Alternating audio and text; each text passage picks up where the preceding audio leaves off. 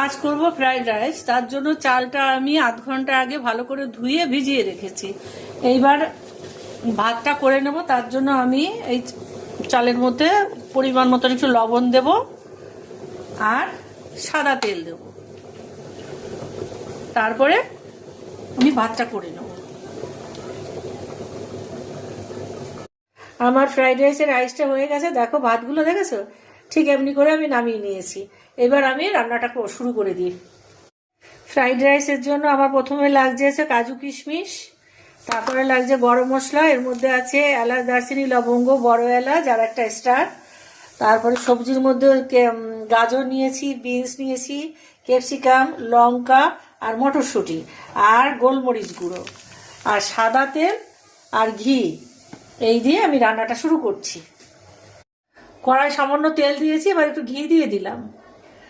এবার ঘিটা একটু গরম হোক, তারপরে আমি গোটা গরম মশলাটা দিয়ে দেবো এর ভেতরে। হ্যাঁ, ঘিটা তেলটা গরম হয়ে গেছে, এবার গোটা গরম মশলাটা এর ভেতরে দিয়ে দিচ্ছি। এটা একটু হালকা ভাজা ভাজা হবে, গন্ধ ছাড়বে, তারপরে আমি কাজু কিশমিশটা দিয়ে দেবো। মশলাটা ভাজা হয়ে গেছে, এবার কাজু কিশমিশটা দিয়ে দিচ্ছি আমি। ধরে রাখ। কাজু কিশমিশটা হালকা ভেজে নিলাম। এবার প্রথমে বিনসটা দেবো। যেহেতু বিনসটা একটু শক্ত সবজি, তাই বিনসটা আগে দেবো।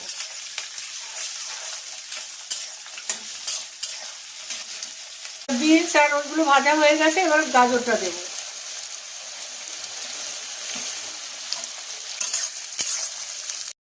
হ্যাঁ, গাজর বিনস এটা ভাজা ভাজা হয়ে গেছে। এবার আমি ক্যাপসিকাম, কাঁচা লঙ্কা আর মটরশুঁটিটা দিয়ে দেবো। আমার সবজিগুলো ভাজা হয়ে গেছে, এবার রাইসগুলো দিয়ে দেবো। আস্তে আস্তে অল্প অল্প করে রাইস দিয়ে দেবো।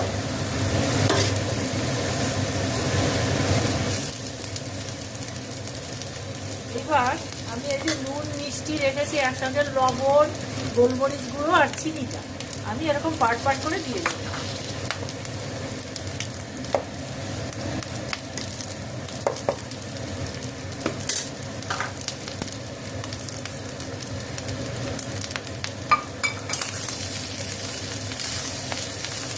আমার পরিমাণ মতন সব কিছুই দেওয়া হয়ে গেছে। এবার মিশিয়ে একটু সময় রাখবো, বেশি সময় তো রাখবো না, তারপরে ঢাকা দিয়ে রেখে দেবো।